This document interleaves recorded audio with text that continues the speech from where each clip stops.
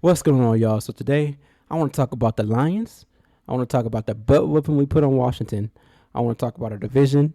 I want to talk about the Eagles game coming up Sunday night, big game. So let's get into it because I got a lot of stuff to discuss right now. First, I want to talk about Dan Campbell finally taking the playbook from John Morton and pushing him to the side. Beautiful. In my opinion, John Morton, yeah, you hire him. He should not have been calling plays this season. It should have been Dan Campbell from day one until we could have hired somebody else to replace Ben Johnson. We instantly saw the impact it made. The team seemed more energized. Everybody was getting the ball. J-Mo finally getting involved. It looked more like the Lions offense last year. John Morton just made us feel stagnant.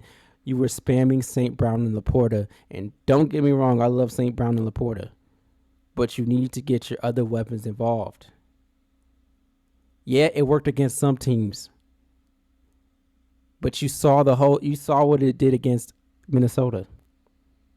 J-Mo should have been your target in Minnesota with the blitz. All Minnesota does is blitz.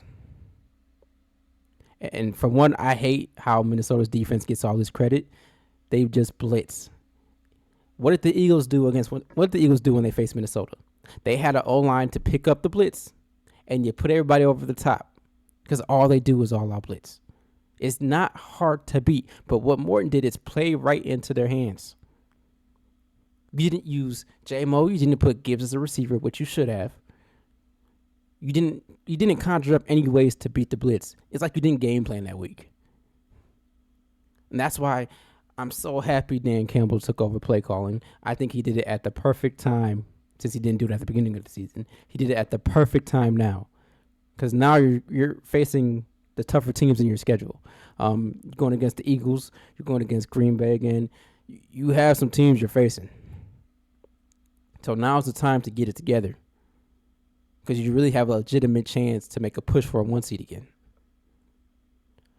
But I want to get into the Green Bay Philly game a little bit as well. Game from last night. That game was awful.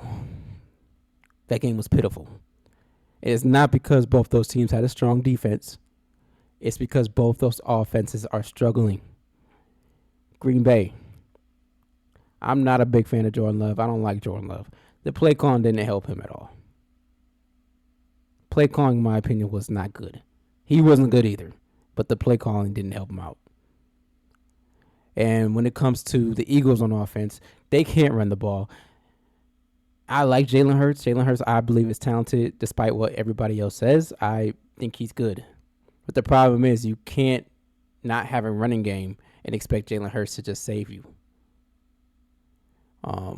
So I don't think these two teams moving forward, I think they're going to make the playoffs, obviously. I don't think they're actually Super Bowl threats right now at the moment. I think the Lions are Super Bowl threats. I think LA is a Super Bowl threat. And believe it or not, Seattle is creeping their way past Eagles and past Green Bay. So I think we need to be looking more at them and less at Philly and Green Bay, which everybody loves right now. Because Stafford's playing at an MVP level at 50. Sam Darnold is thriving when Minnesota kicked him to the curb, and thank God Minnesota kicked him to the curb because I did not want to see him 2 more times this year. And in my opinion, you should have paid him. JJ's not ready. So that's my opinion on that.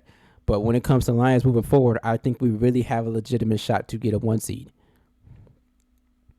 I think we learned from our loss in the playoffs last year. I think as long as we can stay semi-healthy, nobody's going to be 100% healthy going into the playoffs. But if we can stay semi-healthy and not have our whole defense injured like last year, we will be just fine. I think we can make another Super Bowl run, especially now that Dan Campbell is calling plays on offense. And I want to get a little into J-Mo too. I think J-Mo is going to be a top receiver in this league. I thought so coming into the season, but because of John Morton, I wasn't able to see it. But I think he's going to light it up this second half. Because your offense is built. You don't just have one receiver on offense. Yes, you can double J-Mo. You're going to have St. Brown and Laporta open. Yes, you can double St. Brown. Now we have a threat going back to J-Mo.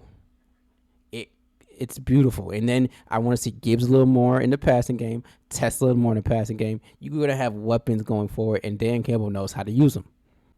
Now, when it comes to our defense, I love what Kelvin Shepherd is doing. I love that we play more man-to-man. I hate zone.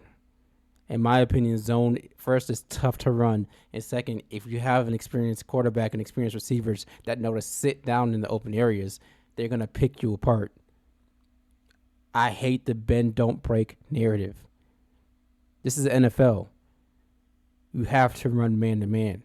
You have to get decent corners that can pair up with these receivers, because these receivers are too good to be running zone. You need to be physical with them. That's why I love what Shepherd is doing.